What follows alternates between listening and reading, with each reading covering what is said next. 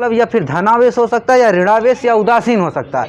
अगर एक रहेगा तो उसे कहेंगे होमोलेप्टिक। यहाँ देखोगे यहाँ पर माइनस लिगेंड है, ये लिगेंड आपका है केवल ऋणावेशित है तो इसे कहेंगे होमोलेप्टिक। यहाँ पर आपका ये वाला देखोगे है संख्या तो 2 है लेकिन दोनों क्या है ऋणावेशित है तो इसे आप कहोगे होमोलेप्टिक। यहाँ देखो यहाँ पर एक उदासीन है इससे जुड़ा एक ठो ऋणावेशित है, यानी उदासीन और ऋणावेशित दोनों अलग अलग हैं तो इसे कहोगे आप हेटेरोलेप्टिक। ठीक है। आयनिक अनायनिक और न्यूट्रल कॉम्प्लेक्स होता क्या है समझिएगा। कैटायनिक कहा जाता है धन आयनिक, अनायनिक को ऋण आयनिक और न्यूट्रल को कहा जाता है उदासीन।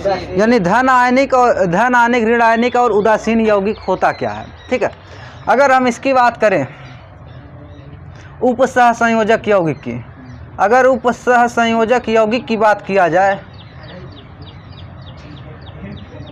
उपसह संयोजक यौगिक, ठीक है, तो इसमें 2 भाग होते हैं। उपसह संयोजक यौगिक की बात किया जाए तो इसमें 2 भाग होते हैं।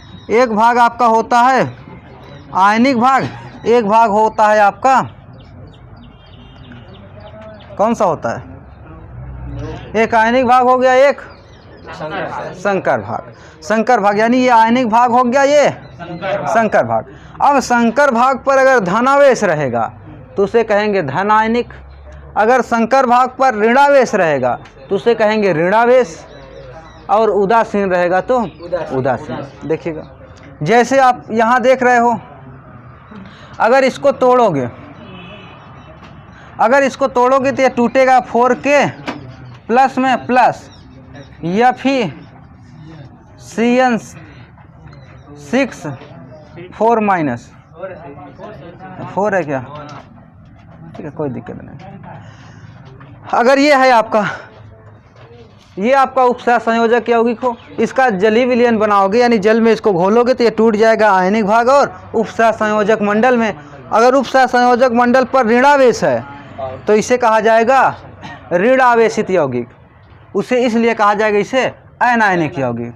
यही अगर इस तरह से हो जाए आपका CuH2O का 4 SO4, ठीक है, अगर इस तरह से यौगिक हो जाए तब जब इसका जलीय विलयन बनाओगे तो ये आपका टूटेगा CuH2O का होल 4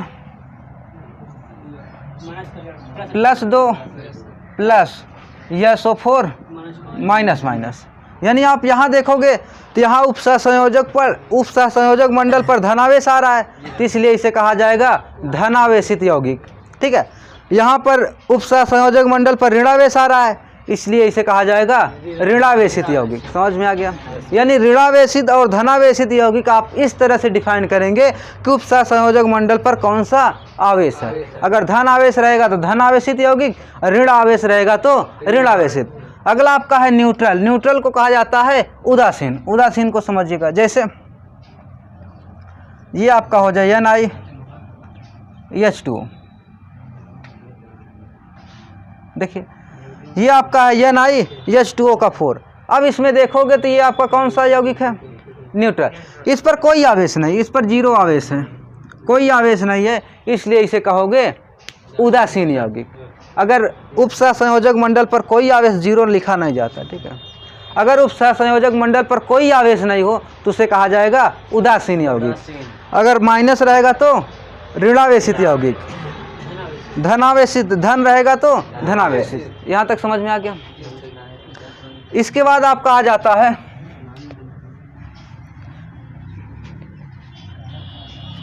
क्लासिफिकेशन ऑफ लिगेंड।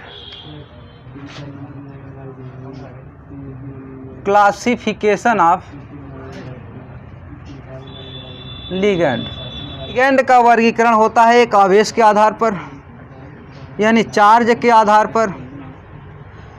अगर चार्ज के आधार पर कहा जाए तो on the basis of charge, on the basis of charge, यानी आवेश के आधार पर। आवेश के आधार पर अगर लिगेंड की बात किया जाए तो ये 3 प्रकार के होते हैं, ठीक है। पहला आपका होगा न्यूट्रल लिगेंड,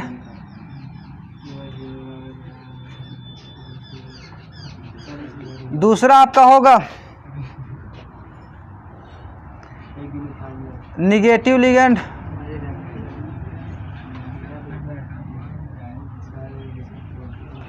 तीसरा आपका होगा न्यूट्रल हो चुका है, पॉजिटिव लिगेंड।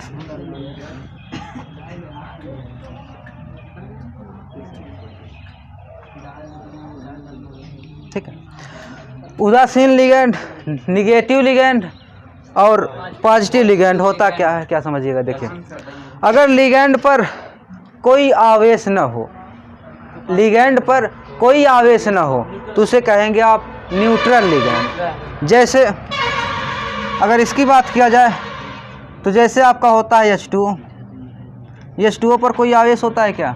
नहीं होता। जैसे आपका होता है NH3 पर कोई आवेश होता है? नहीं होता। यानी जो लिगेंड आपका अणु के रूप में भाग लेगा उसे आप कहेंगे न्यूट्रल लिगेंड। अगला आपका जैसे CS हो, इसमें कोई आवेश होता है? नहीं होता। जैसे आपका CO हो, कार्बोनिल इसे कहा जाता है, इस पर कोई आवेश है? नहीं है। यानी जिस लिगेंड पर कोई आवेश नहीं होगा उसे आप क्या कहेंगे? न्यूट्रल लिगेंड, यानी उदासीन लिगेंड। दूसरा आपका हो जाता है निगेटिव लिगेंड। क्या होता है देख लीजिए।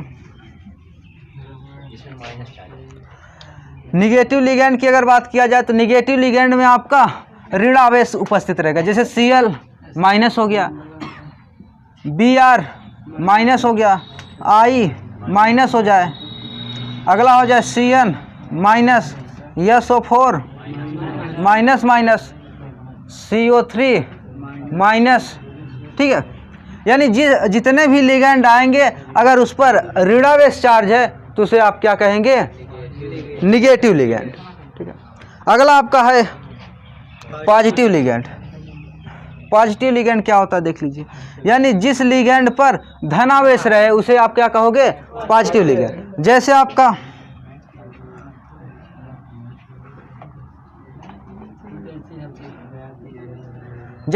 NH2 NH3 प्लस, ये आपका क्या है? पॉजिटिव लिगेंड, क्योंकि इसके ऊपर प्लस है। अगला जैसे हो NO2 प्लस, इसे कहा जाएगा आपका पॉजिटिव लिगेंड, क्योंकि इसके ऊपर भी धनावेश है। जिसके ऊपर आपका धनावेश रहेगा उसे धनावेशी लिगेंड, जिसके ऊपर ऋणावेश रहेगा उसे ऋणावेशी लिगेंड, जिसके ऊपर आपका रहेगा कुछ नहीं रहेगा उसे कहेंगे आप उदासीन लिगेंड। यहाँ तक समझ में आ गया? यानी चार्ज के आधार पर, यानी आवेश के आधार पर लिगेंड 3 प्रकार के होते हैं, ये आपने समझ लिया। अगला आपका है डेंसिटी के आधार पर, यानी दंतता के आधार पर, इसको समझ लीजिए। अगला रहेगा आपका डेंसिटी के आधार पर।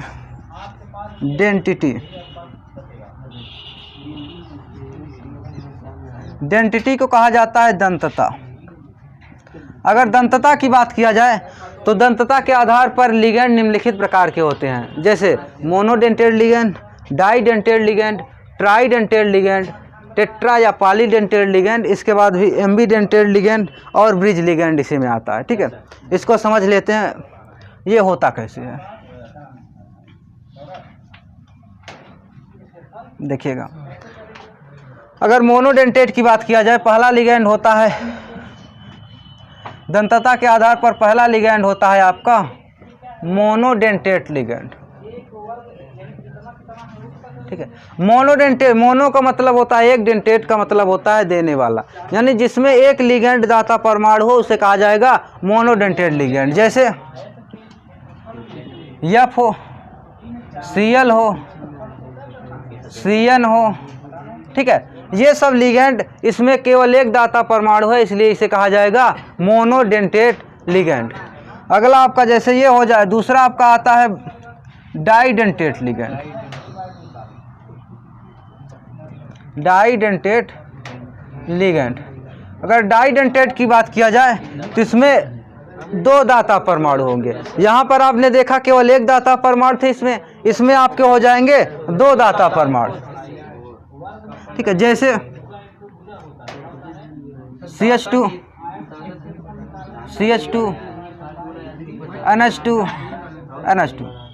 आप इसमें देखेंगे दाता का मतलब होता है जो इलेक्ट्रॉन देता है, ठीक है। यहाँ देखेंगे यहाँ पर एक ये नाइट्रोजन है, ये दाता परमाणु है, यहाँ पर एक नाइट्रोजन ये है, ठीक है। यानी इसमें आप देखेंगे कि एक लिगेंड है जिसमें कितने दाता परमाणु हैं, 2, एक ये है और एक ये। जब 2 दाता परमाणु हो किसी लिगेंड में उसे कहेंगे डाइडेंटेट लिगेंड। इतना क्लियर है।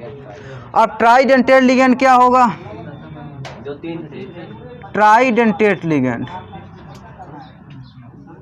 यानी जिसमें 3 दाता परमाणु हो उसे आप क्या कहेंगे? Tridentate ligand. देख लीजिए 3 दाता परमाणु होंगे कहाँ?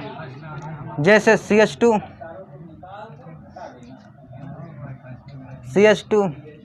NH2 CH2 CH2 NH2।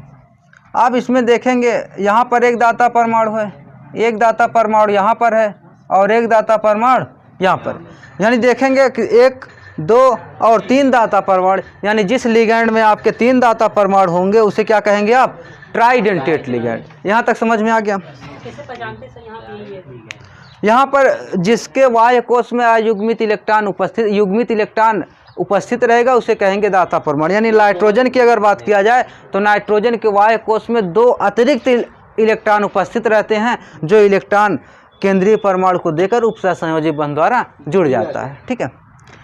अगर इससे ज़्यादा हो तो उसे कहा दिया जाता है पॉलीडेंटेट लिगेंड।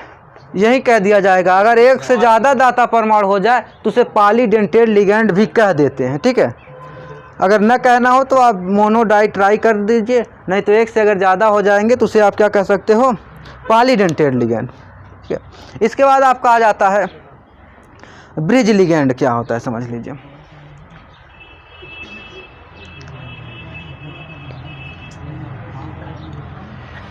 इसके बाद आपका आ जाता है ब्रिज लिगेंड, BRID,